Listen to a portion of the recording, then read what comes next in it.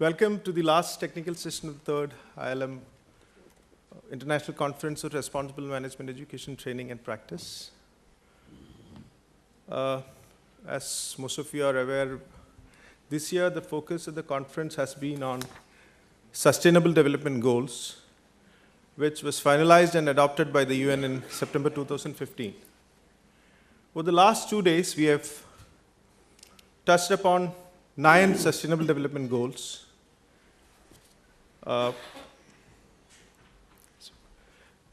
Covering issues like equitable education, gender equality and empowering women, sustainable growth and employment, ensuring healthy lives, access to energy for all, sustainable consumption, water and sanitation, climate change, sustainable and inclusive cities, and human settlements. We have listened to multiple perspectives on these Sustainable Development Goals from corporate practitioners, academia, the UN perspective, policymakers, international stakeholders, and so on. In this session, we intend to cover Sustainable Development Goal 16. In fact, all the discussions of the past 2 days are in a way logically leading to this session. I'll just read out Sustainable Development Goal 16. It reads, promote peaceful and inclusive societies for sustainable development, provide access to justice for all, and build effective, accountable, and inclusive institutions for all. The scope of this particular goal is pretty extensive. Before handing over the session to the speakers, I would just make 2 points, 2 observations. The first one, we have been hearing a lot about sustainability. We have talked about inclusiveness also.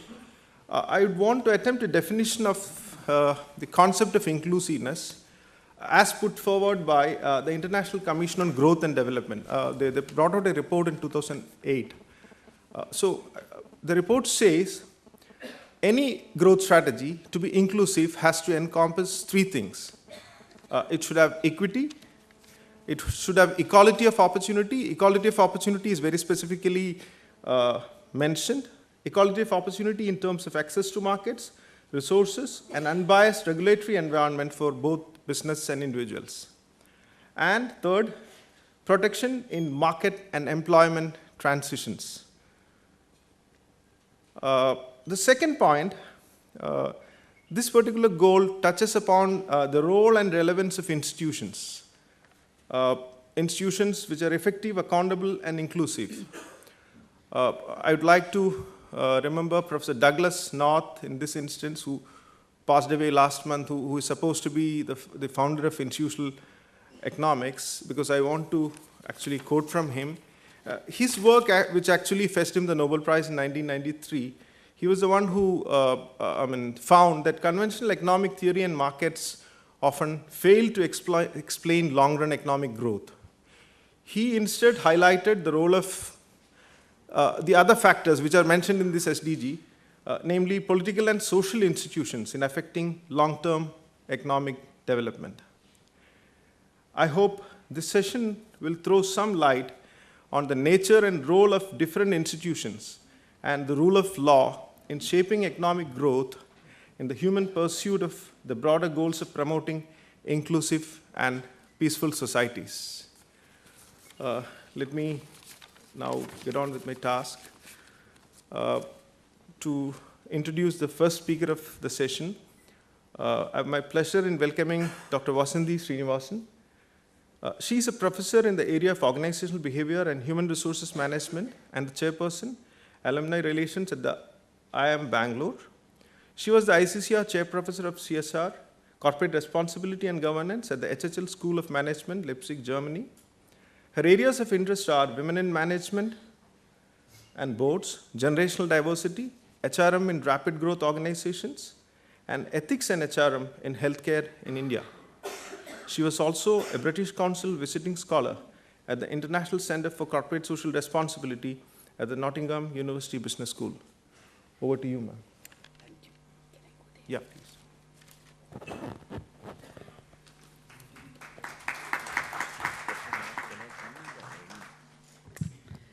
Thank you very much for that warm introduction and context setting. What I'm going to do is just focus on the aspect of inclusion. Okay? And I will make a brief mention of institutions, but I think it's important to understand what does inclusion mean. And much of this presentation today, I'm going to really localize it for India. If Sustainable Development Goals have to really get translated in terms of reality, I think it's important for several of us in this room who are decision makers to be able to understand what is the nature of this inclusion. Okay?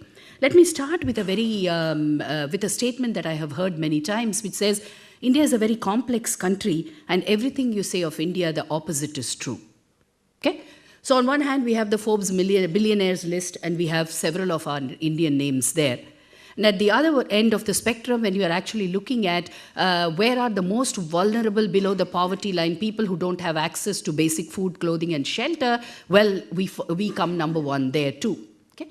So this, often the Western scholars have presented this as a paradox, something that is irreconcilable. Okay? Now, if this is a paradox, then how do we actually look at it as a paradox and live with it as a paradox? Or are there other ways of being able to frame this discourse and actually engage with it? Okay?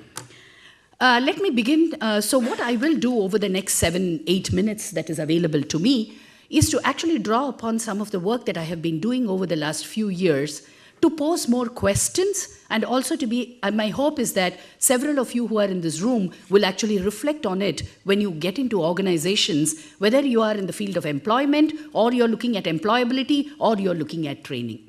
My perspective, therefore, is largely focused around looking at workplace issues. Yeah, because that's something that I believe, given my business school training and where I am located, are some areas that I've had I've been quite fortunate to look at it more carefully. The first and the most important one is that the 29 states in India are so different on their institutional capacity.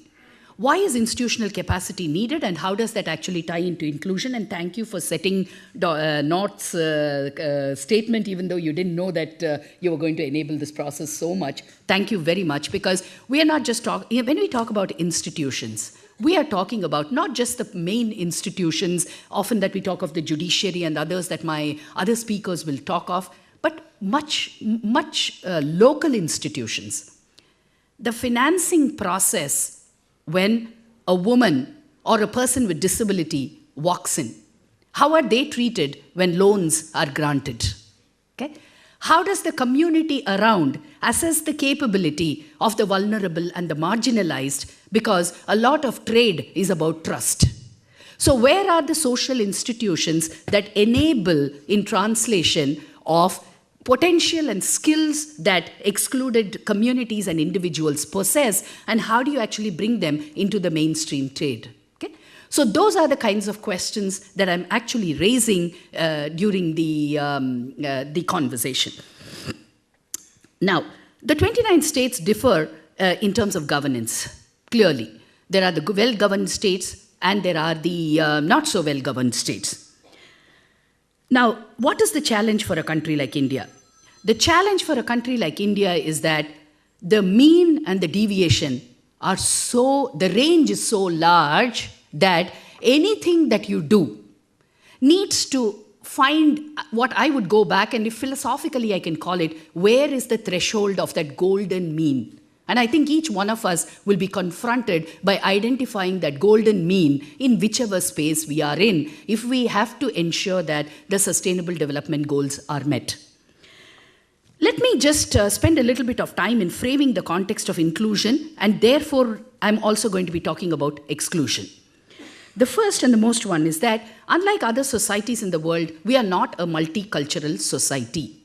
A multicultural society is dominantly framed through the immigration laws.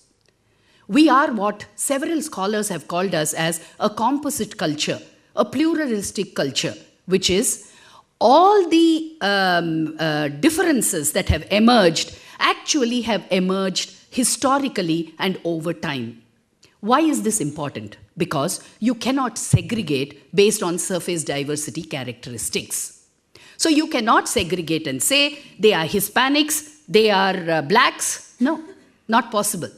So what is it that we talk about when we are talking about diversity and inclusion? And that's an important question for all of us to ask. Okay?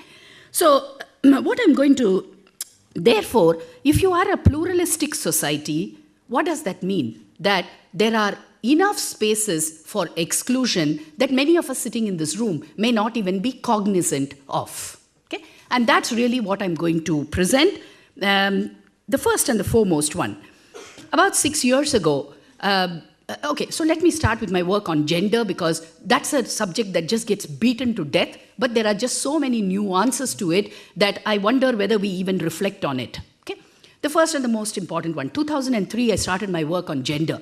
And my interest was to understand how will when women come into the workforce, what will be the nature of relationships that will change between organizations and women who come in. Okay? At that point in time, people thought I was an idiot because I was asking a question when there were not enough women in the workforce. But the interesting thing is that World War II has shown us that queuing theory works. What does it mean? When economic development begins to occur, by default, the labor market is not equipped with enough number of people who will be available. So when able-bodied men were not available, women suddenly could operate a forklift or could actually move an earth-moving equipment. So I knew that given the nature of economic development that would pan in this country, it's just a matter of time that the queuing theory will operate, which means that you are not going to have enough men in the labor market to participate, and there will be a surplus of women, because by then India had begun to show the trend that there were more girl child coming into schools, there were more children that were coming into colleges. Okay? So it was just a matter of time when you walked into a college, and including engineering colleges, where 50% of the students in the classroom would be women. The interesting question at that point in time for me was, how many of these women will come and will stay? Even more interesting, how are our organizational systems and structures enabled to be able to manage women given the social context of where India is? Why am I mentioning this today? 10 years later, what do we have? Do we have absolutely more women in the workforce than what we had in some sectors 5 years ago? Yes. All that you need is take a little bit more time and look at the statistics. The statistics, everybody tells me, just mirrors the West. Yes. So you have 30% at entry level, you have 14%, and then you have 11%, 4%, and 0%. But the interesting question is that, are the pathways and the journeys mirroring the West? No. And that to me is interesting. That decision related to education is a family decision in India. And when a family has to prioritize between multiple male children and multiple girl children, male children will get employment-related education compared to the girl child. Have we been able to change this dramatically? No. The second interesting one, even more fascinating, which is that what is the nature of identity that the girl child in India has? Okay? For several years, we didn't even have an education identity. Today, the average girl child has an educational identity, which means that more and more parents actually believe, and there have been several studies in recent years which have proved this, which says that, do parents aspire that the girl child should have education? Yes. Do girl children have employment identity? I've been working in Bangalore with a large number of technology companies and actually looking at 10th standard, 12th standard, and asking this question, do girl children there in the science streams, are they actually looking at an employment identity? Very strange again. No employment identity, because employment happens by default. I'm on the campus, and since I'm shortlisted into the interviews, I go there, do well, and I'm made a job offer. But is there any kind of a thought process on, once I take on employment, what does that actually mean if I have to be in a workplace? Now, on the other side, and you could actually call that as excluding for the men, is that it's assumed that a man has a professional identity. So it's impossible for a man not to have career identity, because some of my work that I've been looking at is how do local proverbs and local social stories and myths, how do they actually frame education and employment? The framing of employment for a man And very interestingly, I've looked at several proverbs from different parts of the country. It basically says, manhood is about employment. So it's interesting that here are a group of people whom we are equipping to be able to become productive citizens of the country through various inclusionary processes, and yet our social structures at home and elsewhere are actually looking at an identity, do not enable in creating an identity which actually will enable in workplace. I was invited to look at why do women drop out of workplaces. And when I looked at that study, it was very fascinating, and a large part of my work over the next 10 years is going to be informed exactly by that, is that women don't have career identity. What does that mean? That when do women choose technical careers? And I'll just wind this up to just leave with you what are the nature of issues that we will have to work when we talk about meeting sustainable development goals in just the workplace. The first and the most important one is that career identity, we all know that there is a lot of literature which says that that's shaped extensively by individuals, but even more critically by role models and the society. The interesting question there is that what are the role models? Who are the role models?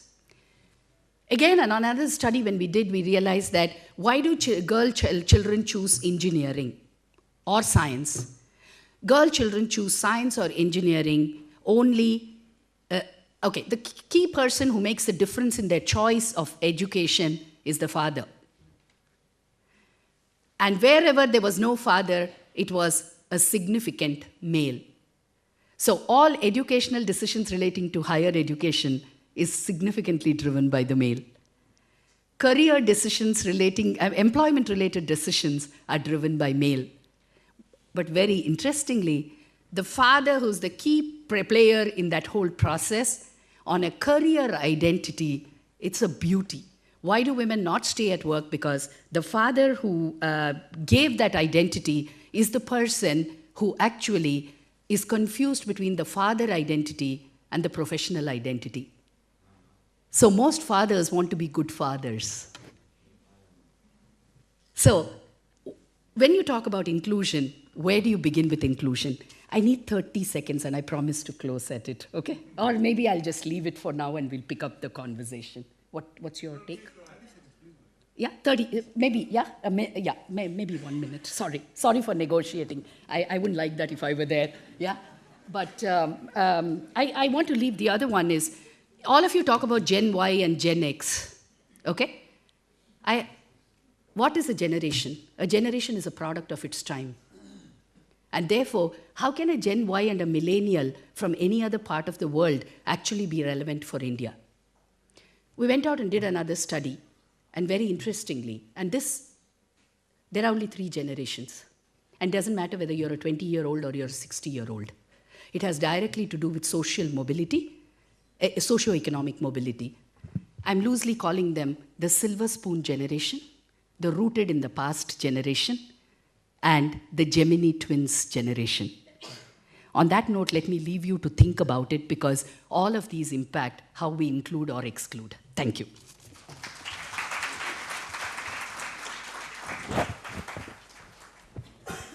Thank you, ma'am. Thank you for raising some serious food for thought on the importance of understanding the social dynamics of gender, if at all you have to achieve inclusiveness in the fullest meaning of the term. Thank you. Let me move on to the next speaker. The next speaker is Ms. Florencia Librisi. She is a familiar face here. She has been here since yesterday. I'll just briefly introduce you. She's a senior manager with PRME, for the sake of people who have not been here. A lawyer by profession, she has taught several courses and seminars at the New York University School of Law and Columbia Institute for Study of Human Rights. A transitional justice scholar, she also holds, interestingly, a degree from the Conservatory of Music in piano. She has addressed audiences around the world on issues of corporate social responsibility and responsible management education. Over to you. Thank you so much, and I hope that you don't get tired of me by now. I'm very happy to be with this distinguished panel. and we'll hope to also shed some light on this important issue. So coming back to the SDGs, and I come with a more general perspective on how the SDGs fit in our agenda, what's the role of the business on this, and what are some work streams that the Global Compact is working already on that can be maybe a tool or a channel to advance on the SDG 16. So we know that the SDG 16 is about promoting peaceful and inclusive societies, and thank you so much for filling on the inclusive part, for sustainable development, providing access to justice for all, and building effective, accountable, and inclusive institutions at all levels. So this is a very important SDG, and I like to highlight from my own experience as a lawyer, and then also embarking in other, in my career path and finding my own identity as a woman in my career, that I remember 16 years ago when I was pursuing my first degree of law, that it was already starting to change the paradigm from getting together what is the private law, right? Private law, which regulates the relationship between the private people, so between people in themselves, in operations of commercial operations, civil law, whether you married, you have children, you buy a house. That's the private law, and the public law, which is the relationship with the governments and citizens, whether you vote, whether you have human rights respected or not, whether your civil, so your marriage certificate is issued or not, etc. So there is already, we were seeing how this separation was being break down. And we have also seen how, for instance, human rights can not only be abused by governments, that was the fear early on with the absolute governments, but also by corporations. So corporations can harm, for instance, human rights, but can also make a contribution. So this first paradigm is being kind of break down. On the other hand, the individual and collective rights side, there's also a separation that is more and more blurred. For instance, the private law will say whether we own a house or not, right? So I own this house. Good. Well, that absolute, it's not an absolute right anymore, and that's more and more clear. We have collective rights, such as the use of water, climate, health rights, etc. So I cannot use my property in a way that will abuse and go beyond, or will diminish the rights of others. So this is also a separation that is less and less clear. So coming back then with the business role, or how the private sector has here something important to contribute, we see how businesses have a role in a micro level by integrating corporate responsibility and, and I forget about this always, into their operations, relationship, and governance. And this is something important, governance. How? With more transparency, accountability, inclusiveness, human rights, respect, and addressing the negative impacts that they have. So they can contribute by respecting human rights as well, and also by making a positive contribution. So on the macro level, and then again, this is a kind of an egg and a chicken issue, because it's very hard to make business in places where peace is not secure, when there's tension and instability, and also lack of rule of law. So while it's difficult to make business there, also businesses can contribute on that society. And it's hard to be, in a way, see it, but it is possible. So by having responsible business promoting accountable institutions, just and peaceful societies, and also respecting the rule of law,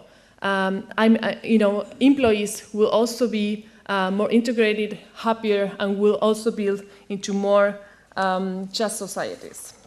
So just to go to highlight very quickly, and then you can look if you're interested in all these three different work streams that Global Compact is working on these particular SDGs. We have one on anti-corruption. That was the first one that started. And I'm not going to talk much about it, because also we have our colleague from Global Compact India yesterday that talked a little bit about that. I would like to highlight only, in particular, the last two, Business for Peace and Business for the Rule of Law, which are the new ones.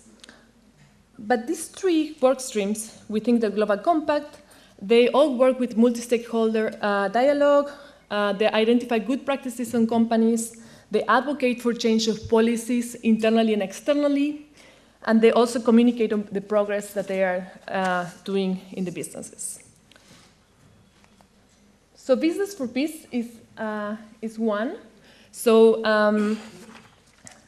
this is an initiative that started after now more than 10 years of experience of seeing how business were addressing these peace issues or lack of peace issues in the context in which they are operating. So, for instance, Forbes has identified the peace issue as one of the 5 areas defining the future of CSR.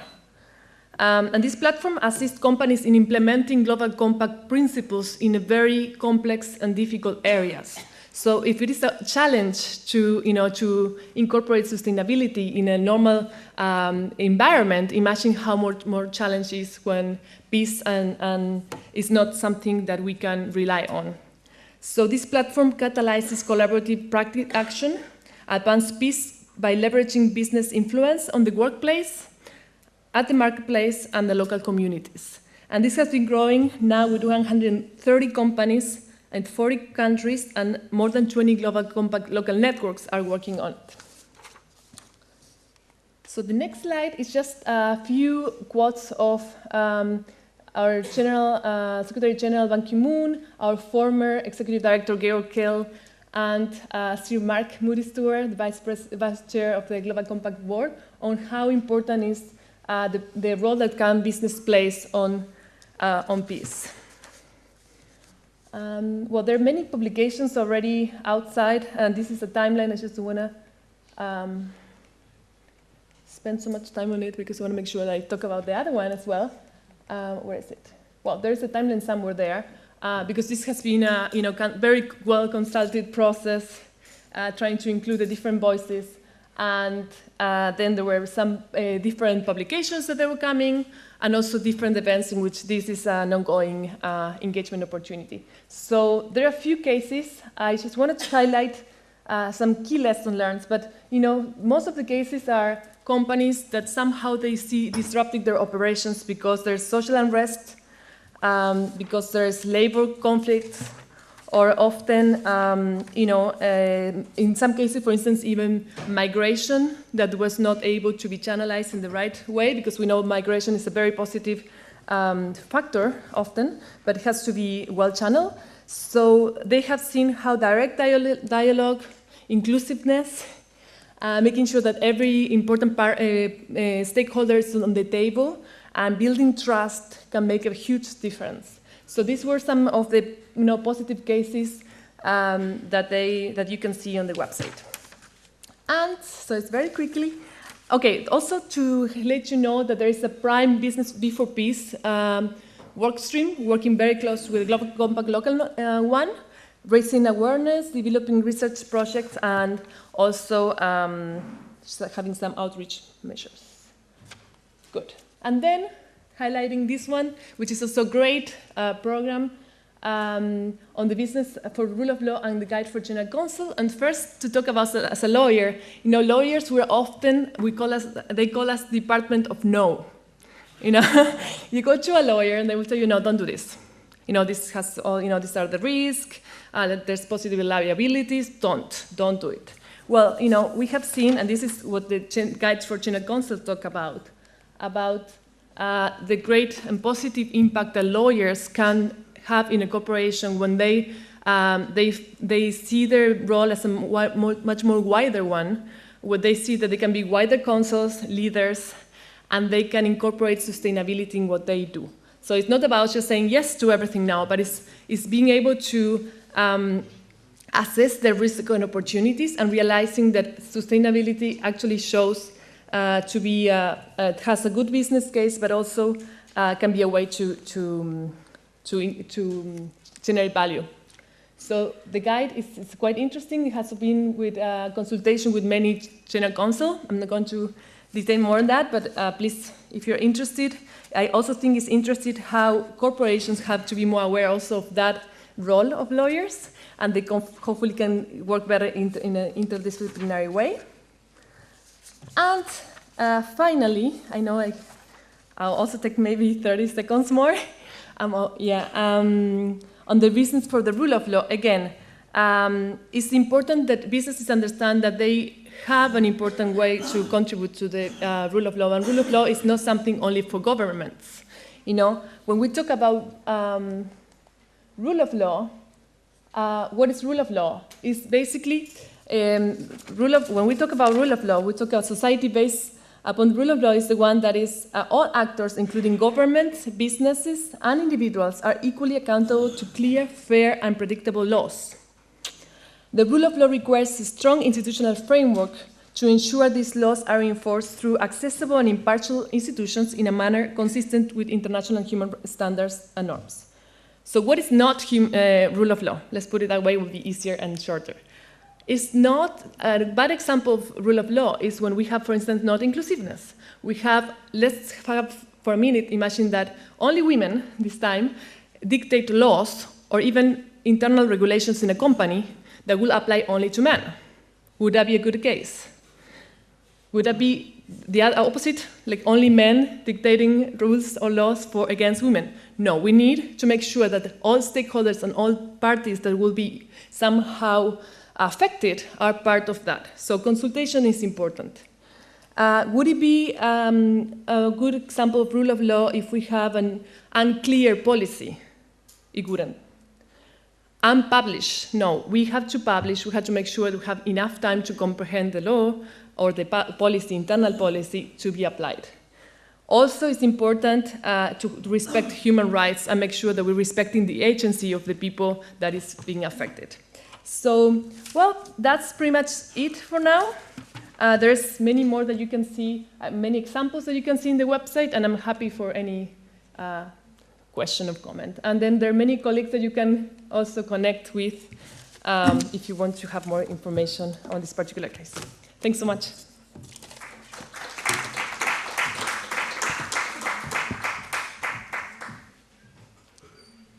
Thank you. Thank you, Florencia, for setting the legal context of Sustainable Development Goals, especially on the aspects of business for peace and rule of law. Thank you. Let me move on to the next speaker. From a practitioner, we again move on to an academician.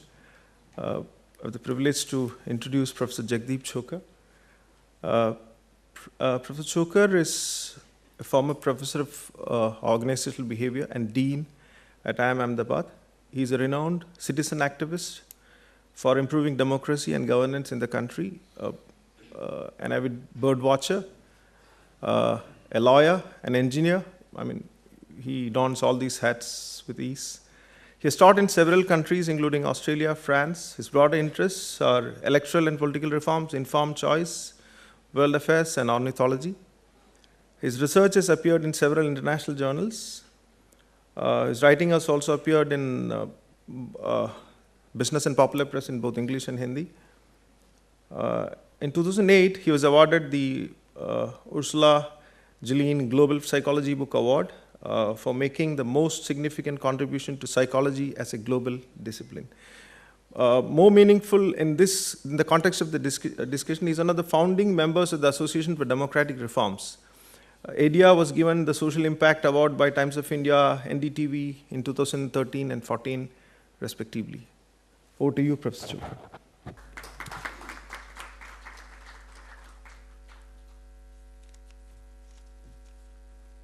Professor Rajkishan has said that from a practitioner to an academician, I am not sure what to consider myself to be. I have, I guess, been both, and now I am neither. And there's a counter up there which says 10 and it sort of goes down. Now it says 9:57. It's kind of very intimidating. When I inquired what would I be expected to do in this session, I was told I should address myself to students first and teachers next. So I hope there are students here. I see a lot of young people, but sometimes young people are not students, old people are students. I've been an old student when I did my law. The teachers were, 1/3 my age. Anyway, I have two things to share. One is some general comments on SDG 16. I think SDG 16, like all such, and with due apologies to Florencia, are very, very broad. It's very difficult to pin them down. So I've been working on goal 16 and 17 with some other civil society groups in the country, so I have some familiarity. When I read the targets of goal 16, promote rule of law, access to justice for all, reduce corruption and bribery, this is what we do all the time. We've been trying to do this for 15 years, and Dr. Qureshi just walked in. He's been an active collaborator in this work. So we've been trying to do this in a variety of ways without SDG 16 also. But anyway, let me now, since I've been labeled an academic, let me make a few comments on management education and SDG 16. I think management schools focus primarily on business enterprises, firms and companies. When they want to be broad-minded and they want to show that we do other things also, they start saying organizations.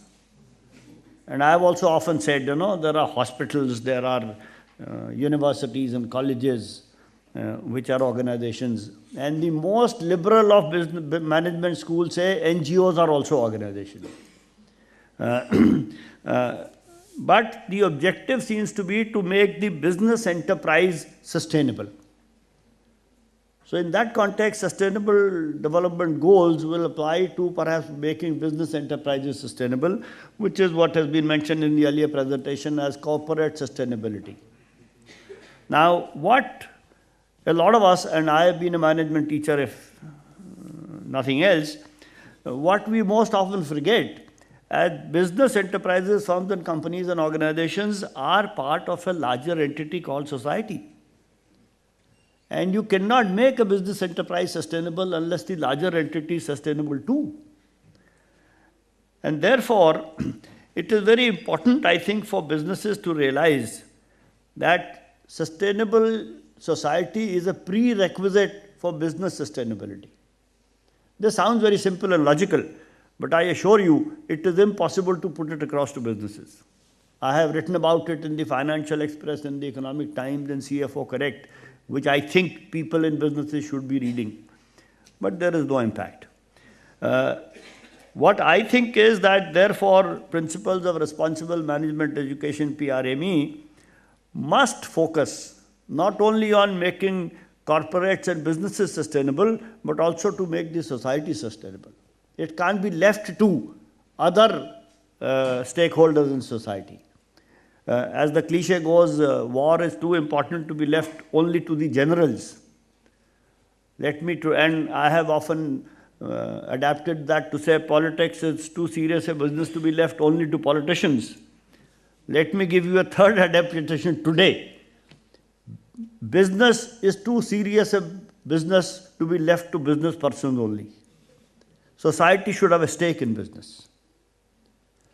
This is about what management teachers and students and management graduates can do. The other thing that struck me when I was trying to prepare for the session is this whole concept of sustainability. I have an acquaintance with sustainability because I have tried to teach sustainability and corporate responsibility and corporate citizenship and sustainability and politics in a very different context. And during those discussions, a colleague and I happened to kind of come up with what we ended up calling a model of sustainability. And since I was asked to address students and teachers, I thought it would be worthwhile sharing that, although 5 minutes and 10 seconds is not enough time for that. Can I have that presentation? Is that presentation possible? The presentation is just 2 slides. Obviously, you can't see this. Is there a pointer here? Let me share with you, this is a 3-dimensional model. One dimension, this is called level of sustainability. We start with an individual, group, regional, national, international, and global. And you can these are all not etched in stone, you can add or subtract whatever you want. The other dimension is the type of sustainability. Most often people refer to environmental and ecological stability. I do that because my wife works in this area, therefore I must do this first before I do anything else. She is an educator for sustainable development for the last 35 years. The second, what have I done? The second is economic sustainability. A society cannot be sustainable in the overall sense unless there is money. As the cliche in psychology is, sure, money cannot buy everything, but hell of a lot, it can buy a lot. So economic sustainability, then there is social sustainability. I think part of what we are seeing in the country today is some doubts and question marks about social sustainability. Then there is cultural stability, and last but not the least, there is political sustainability. Business enterprises will not sustain unless there is political stability. So we need to look at all these and maybe more. For example, listening to Florencia's presentation, I realized that somewhere there should be corporate sustainability also. So I, in my own mind, thought it should be somewhere between economic and social, but then trying to justify, since I also am a lawyer, trying to justify it to myself, I thought corporate sustainability is part of economic sustainability. But of course, Florencia and I will argue over it for about 3 hours and then charge both our clients good money. Now, this is not enough. We have the third dimension, which is time. All these can be in the short term, medium term, and long term. So what do you get? You get a Rubik's cube with multiple cubes in a larger cube. What is the point of showing this, which seems to be a little complex? It is a diagnostic tool. When we, as a business manager, I am confronted with a problem, how do I analyze the problem? How do I diagnose the problem? How do I understand what are my options and what options I can choose? These three-dimensional boxes give us a heuristic of putting a problem in a particular box and bring that knowledge and that expertise to bear to it, which is relevant. A political sustainability problem, which is a group problem, and which is a short-term problem. You can think of what is happening to different groups in different parties in India today. You can actually put problems in these boxes and do a better analysis. And of course, in a fit of, I don't know what to say, self-glorification, we decided to call it the Choker-Fadiva cubic model of sustainability. Fadiva is the colleague and friend, Dr. Zanaida Fadiva, who's actually a great scholar in sustainability. I happened to be teaching in a course, and that is where it got developed. The point I am trying to put across is that trying to integrate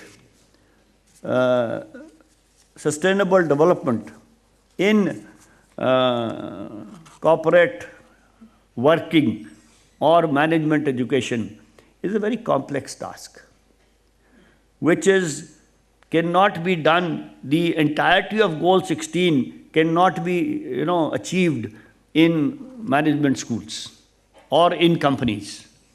But we can certainly make a contribution. I think we need to carve out an area where we have capability, where we can be relevant and do that, not overstretch and trying to do everything else. Justice for all, rule of law, a whole lot of things, effective, accountable, and transparent institutions. The question would arise, what are institutions? Are management schools by themselves? I have to read this, it is too effective, maybe, accountable, and transparent. I am not too sure. And I am not talking only of private management schools, I am also talking of government management schools, having been in one for 22 years. So I think all these are very nice, high-sounding words. We need to bring them down to earth and then make some sense of it. And this is a little tool which we are trying to grapple with to figure that out. So for the students and teachers of management, all the best. Do what you can, but do something. Don't leave it to others. Thank you very much.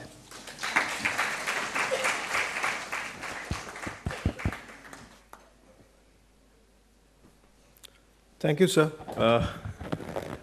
Thank you for humorously putting across a refreshingly new multidimensional concept of sustainability.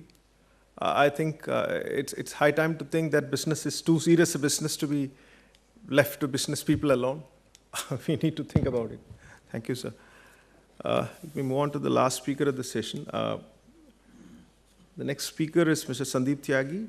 Mr. Sandeep Tyagi is currently the Director HR at Samsung Electronics. He has behind him over 25 years of corporate experience with some of the finest companies around.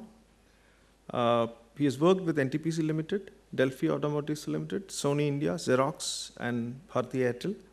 He also worked as Director HR at Hair Appliances India and at Videocon Industries. Currently heading the business HR of Samsung India, he looks after talent acquisition, talent engagement, and talent development. Over to you, sir.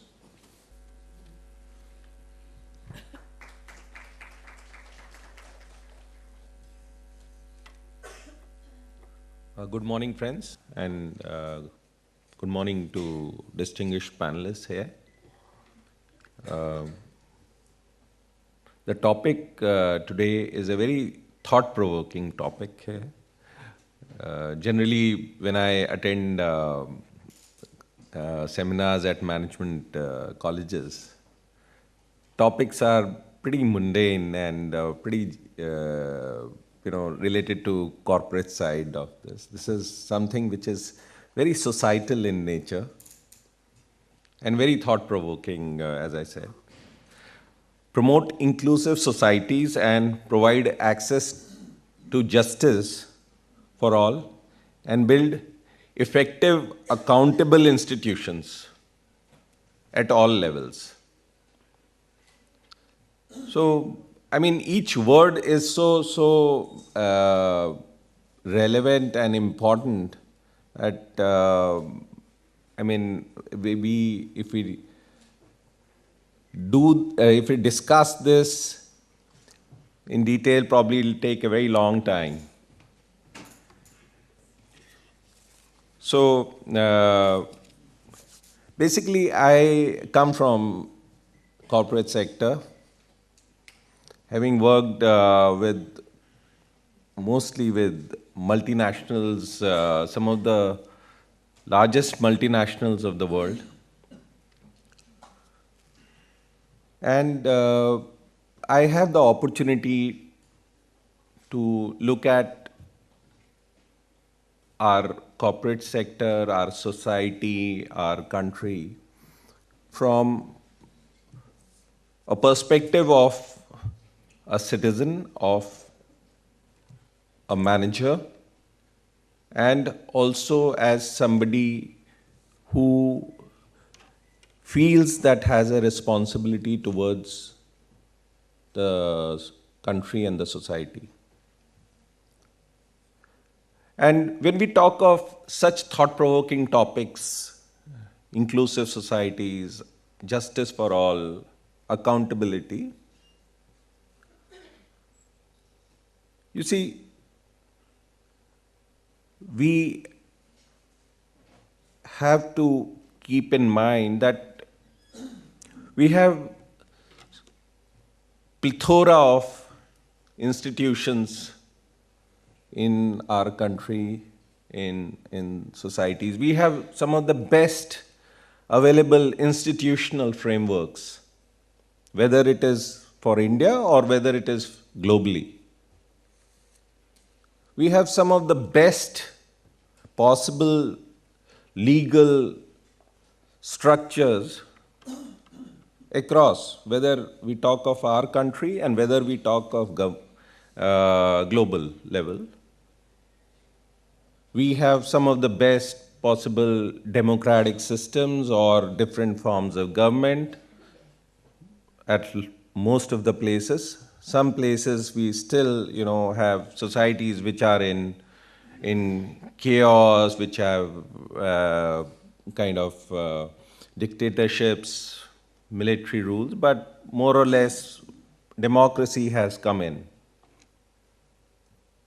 And we are very fortunate to be in a democracy, a very functioning democracy for last more than 60, almost 70 years now. But still, at a lot of basics, when we see, in spite of the infrastructure, we have three-tier of government. You see, we have at parliament, state levels, at Panchayati Raj. Still, you see the level of poverty in India. I was discussing with a few colleagues there are places, the metros in India are pretty vibrant, thriving, but there are places in India still, in Madhya Pradesh, in Orissa, there are certain places where still bow and arrows are used in places in Jharkhand, Chhattisgarh, where still bow and arrows are used.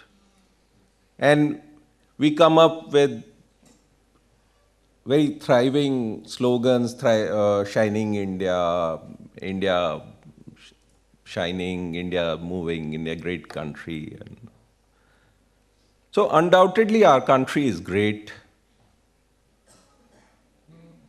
And with the kind of history, the rich history we have, undoubtedly. But where are we? Where is the what's the poverty situation in India? What's the level of development in still for women, for child development? Where are we? And all of us, the irony is that everybody talks about that. Everybody talks about it. Everybody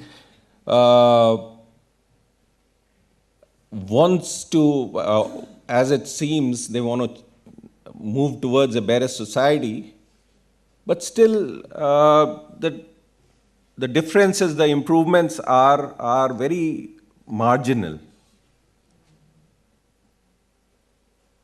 So, is it merely a lip service that people are paying towards it? Whether, I'm talking of all institutions, whether it is judiciary, whether it's the legislature, or whether it's the executive arm of the government.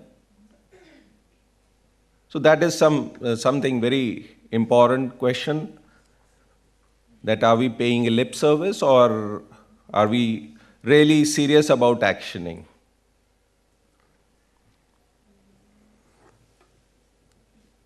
What I feel is, as far as policies are concerned, we are setting up good policies, we have good intentions and all.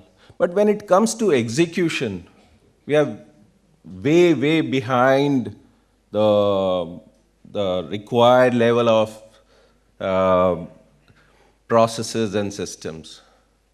We may have laws, for almost everything.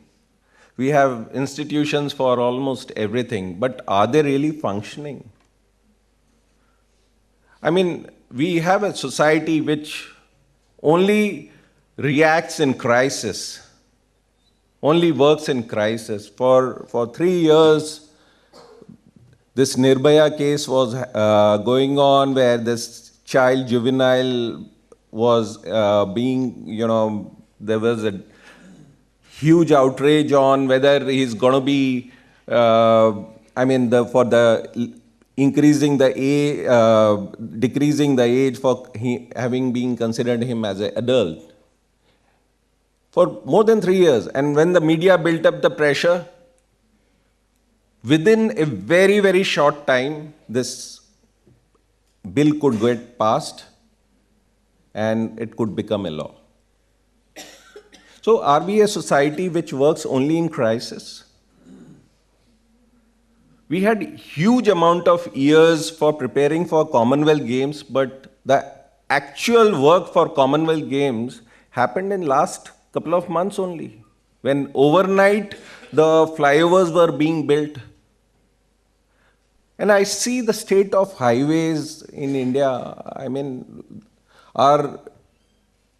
when I talk of execution, our highways to Delhi to Chandigarh or Delhi to Rajasthan, for last 10, 15 years I am seeing them being built. I mean, what's this happening? And we want to consider ourselves to be amongst the global, we want to be amongst the global powers. When foreign investors, the multinationals of the world, you see, they are all organizations for business.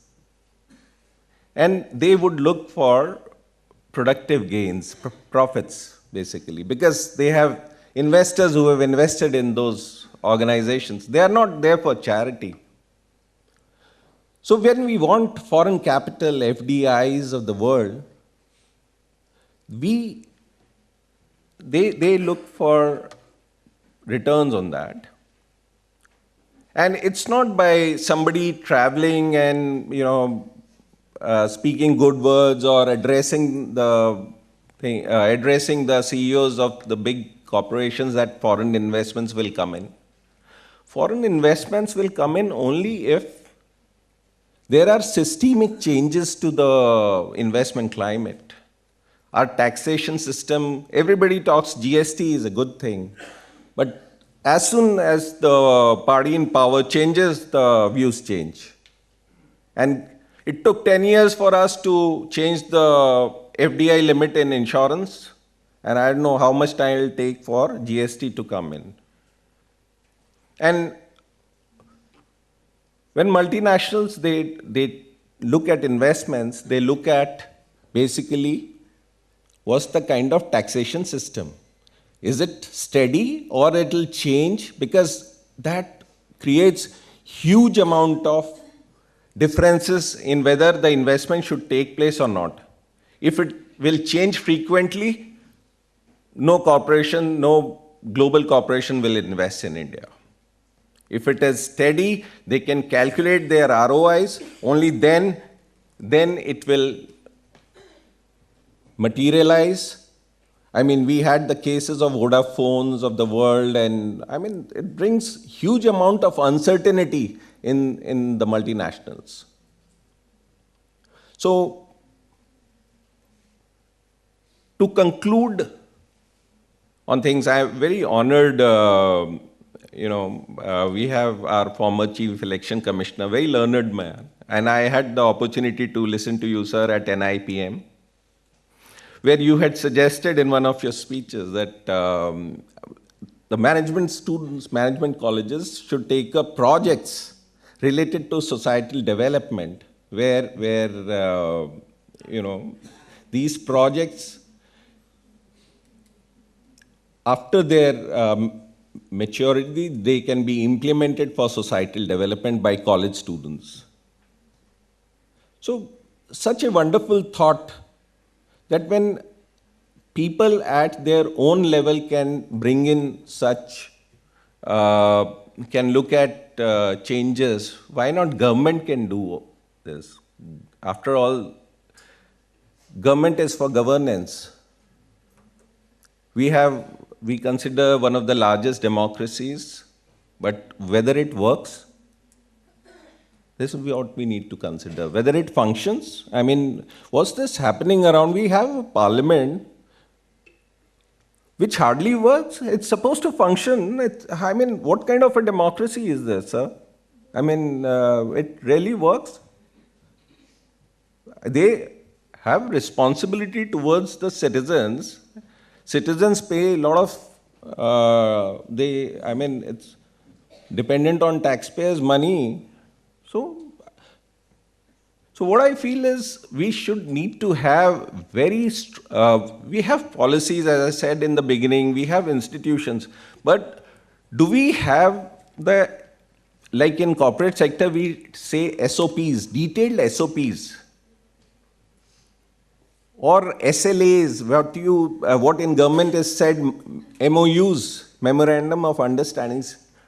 Do you have those systems at maybe situation of central government still better, but what about state government? What about the third tier of Panchayati Raj, where you have reservation for women in Panchayati Raj, but amazing it is that it is there in proxy, where a husband puts up a woman as the candidate and there is a male behind a woman. I mean, what's happening? Lastly, I'll conclude that systemic changes, what I meant.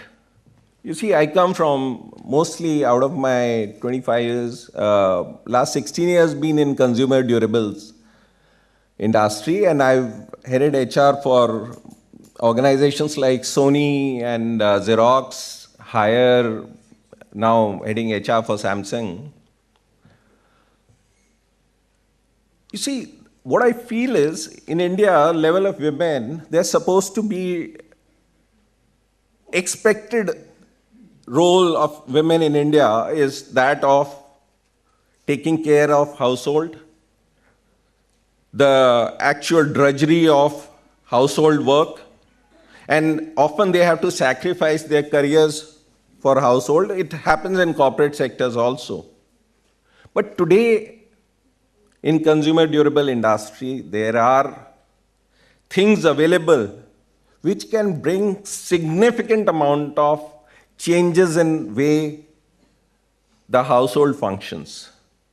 There are things which are there, automation is there for everything, but they are expensive.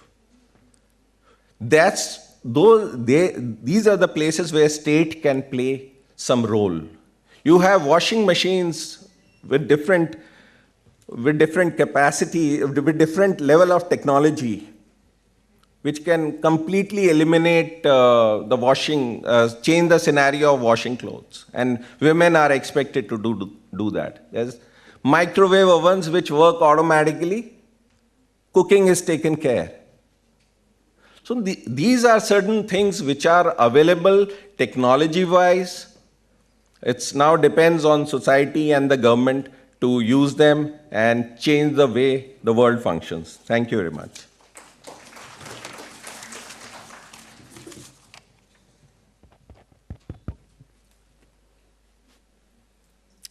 Thank you, sir. Thanks for the social critique on institutions in India, which makes it more imperative that we should build robust, effective, accountable, and inclusive institutions. So time is running out.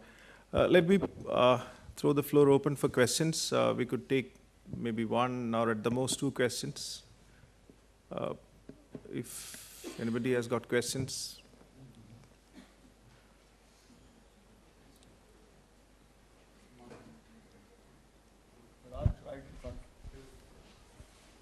Yeah. Yeah, he's coming.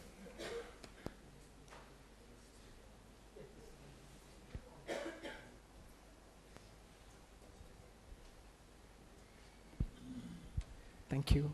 So first again, thanks for varied views and especially inspiring speech from Vasanthi ma'am and getting everything all over.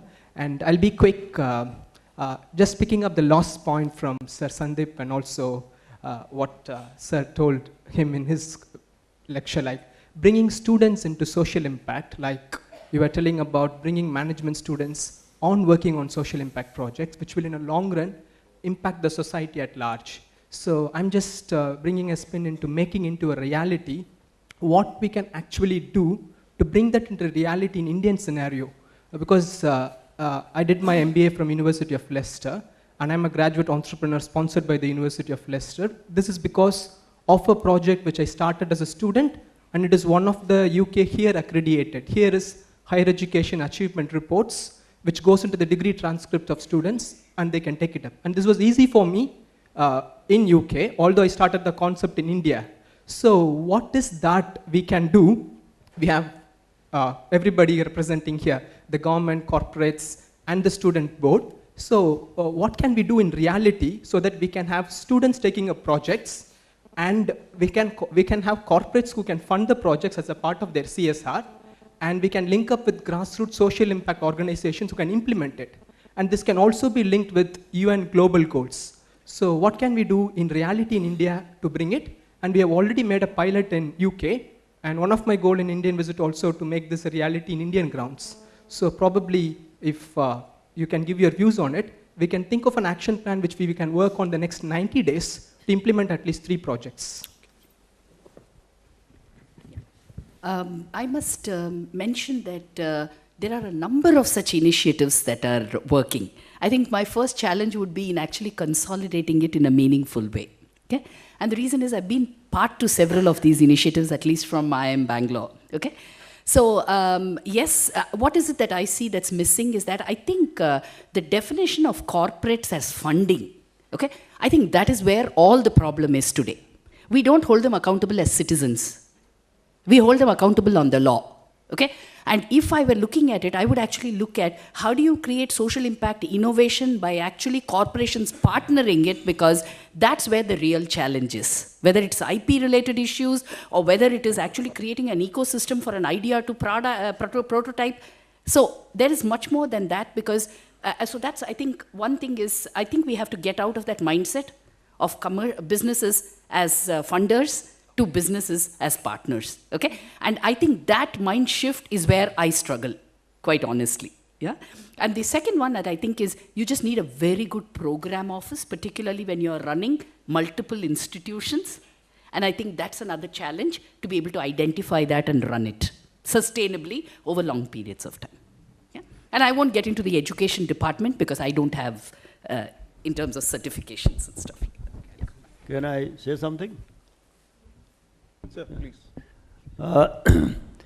You know, much that I admire what the University of Leicester and the UK CARE program is doing, I think at the end of it all, we need one student who wants to do something. We need one teacher who wants one student to do something. We want one company who wants to do something. We can make this plan sitting here. Several such plans have been made. I have been part of a lot of them. You know, the government is not doing this, the parliament is not doing this. You know, foreign direct investors need returns. Nobody seems to be asking the question, what am I doing? And this is what I said at the end of my presentation. Don't look at SDGs, all 17 of them. Don't even look at SDG 16, just one of them. Look at what you can do, each of us. So my friend, more power to you. And as our Prime Minister said, let the force be with you. Thank you. But do what you can. Don't expect anybody else to do anything at all. Because there are 1.2 billion people in this country telling the Prime Minister every day what to do. And they are not doing what they are supposed to do. Because if they did what they were supposed to do, they would have no time to tell him that. Sorry, I am raising my voice because I am a little upset. So each of us has to do his or her bit. We have to stop telling other people what to do. That's what I would respond to you. Thank you. And if I can I build on that just very shortly? I fully agree with both statements. I also think it's very important to think what I do particularly, but then also look for ways to increase the impact, right? So that's also important. So look for partners. It's not the fact that you do something, it doesn't have to be isolated either, right? So you can always look for platforms, and of course in everything that we can help as Prime or Global Compact, that's also that possibility. So do yourself, empower yourself, but then also look ways to, increase the impact that you can have in society. Okay, thank you. So, If I may, do you understand Hindi? Thoda. Well, then let me translate that into Hindi. There is a saying in Hindi which says, you first light a lamp in your house and then you light a lamp in the street. So do something. I must do something myself. I agree with you. I must do something before I look for partners. I can't just have a bright idea that 200 people should do this and then look for partners. I must prove to myself before other people will take me seriously. Exactly. Thank you, sir. So I would also like to say that we have started an initiative called Ecological, which is Uniting Initiators for Glorious World. So that's a program happening. So maybe we'll talk during the break to make this a reality. And we have already implemented 3 projects. Yeah, I think we are running out of time. Yeah, you would want to add something? No, I added, yeah. Yes. Yeah. I think we have run out of time. I'm extremely sorry. We'll not take more questions. Extremely sorry about that. See, I think on that note, we would end the session. I think no better way to end it.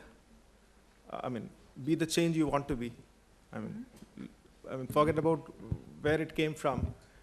If we can't do what we can do, I mean, there is no point in telling others that you have to do something else. Thank you. Thank you, Mahatma everybody. Gandhi ki jai. Thank you. Thank you, everybody.